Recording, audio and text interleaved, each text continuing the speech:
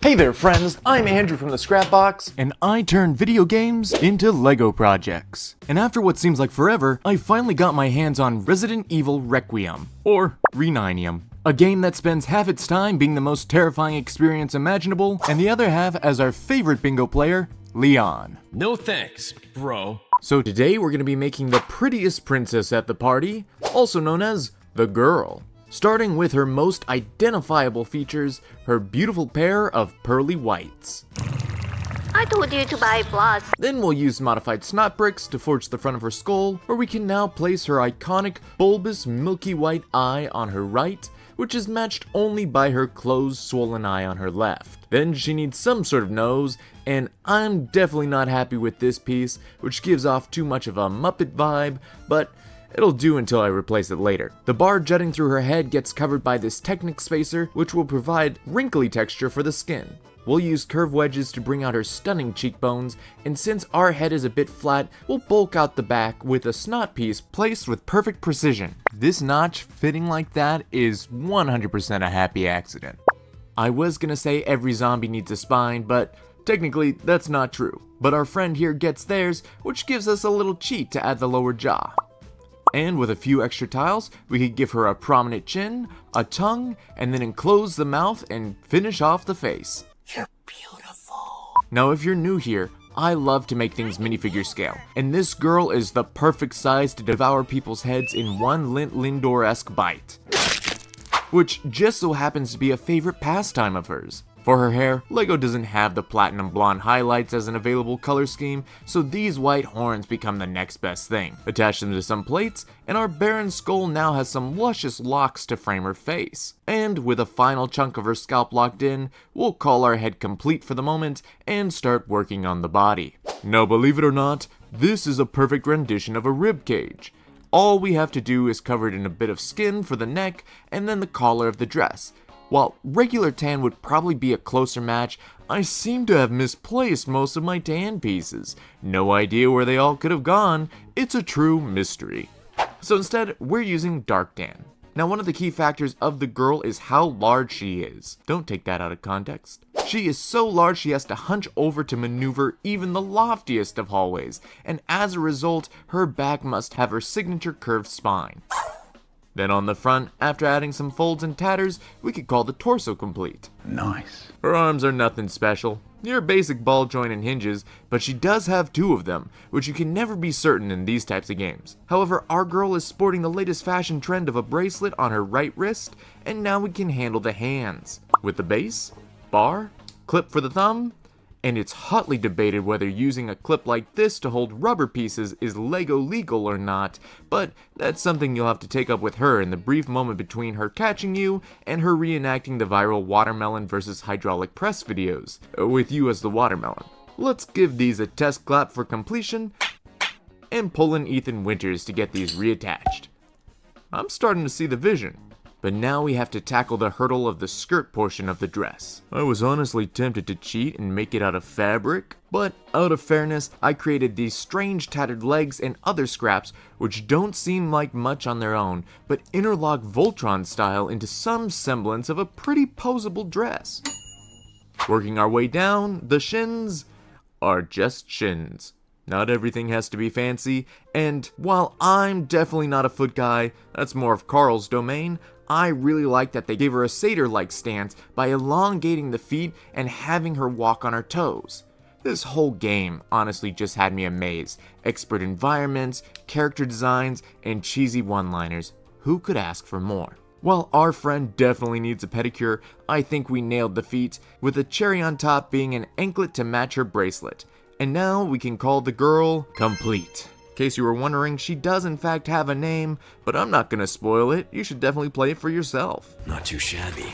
While our giant zombie is now finished, she's not really giant unless we've got someone to compare her to. And since everybody needs a little grace in their life from time to time, we're gonna make her one. While I absolutely love this game, I did have two gripes. The first being the overt hand-holding for the literacy challenged. Who's there? Someone there.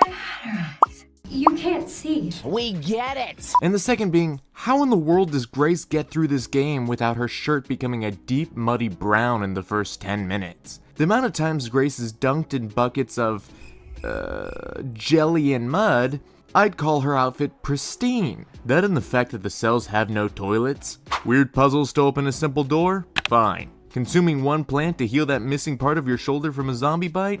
A-okay in my book.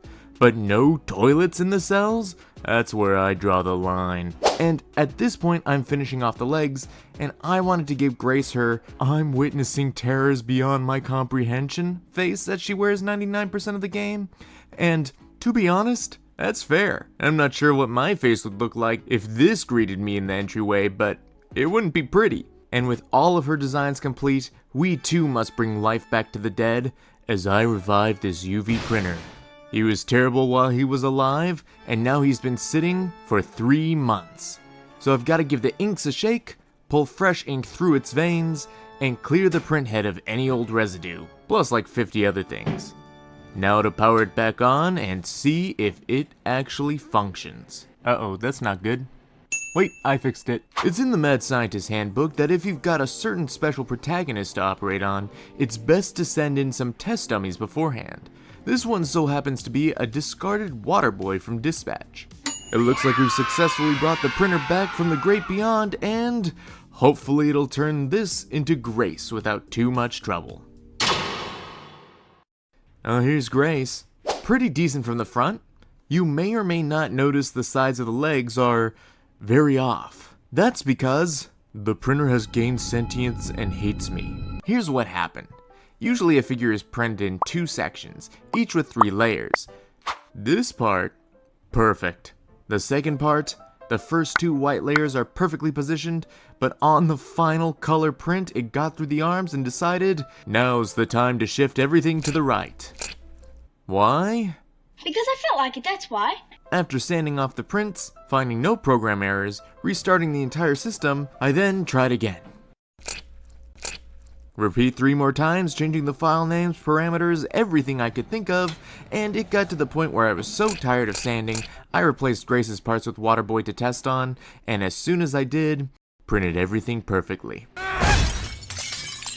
Skeptical, I tried just Grace's torso, and it finally printed on the back. Now just the sides of the legs left. I got you good! And so, we're moving on. While these 2 are neat on their own, I wanted to make a hallway inspired from this scene that made me regret all of my life choices that led me here. Jump here.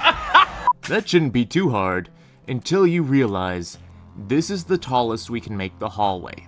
And this is our girl.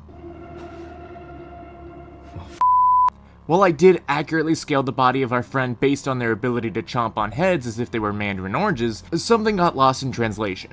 Insert ancient bird name here. The obvious solution is to skip the diorama, make a base, and call it a day.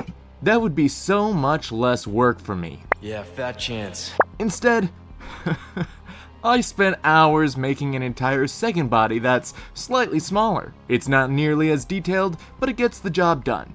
We're just gonna have to borrow these hands. Your right hand comes off?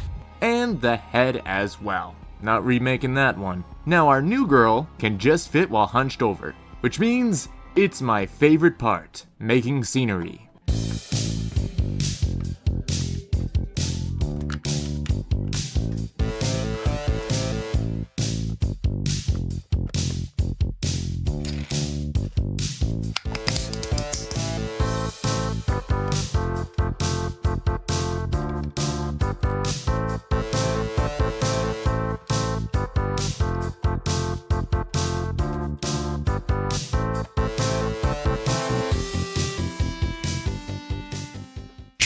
You know, if it weren't for the gore and violence and man-eating monsters littered throughout the place, most of the areas in this game would be stunning. We'll put Grace front and center, give her this lighter, and have our friend crouch down just behind. But I also wanted to add some lights. So I'm going to take this tiny wired LED, slide it through the lighter, under the arm, and out the back. Man, I just laid those planks.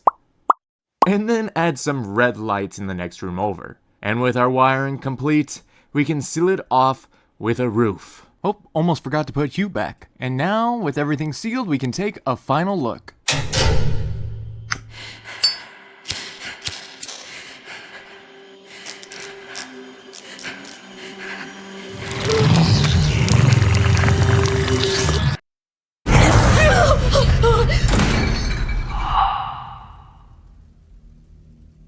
You did it! You survived until the end. Congratulations. This project was a bit touch and go at points. There are a lot of improvements that I want to make. I never did find a better nose for the girl, and people keep asking me to make more physical minifigures. But I don't feel that the quality the printer produces is up to snuff. So we'll see.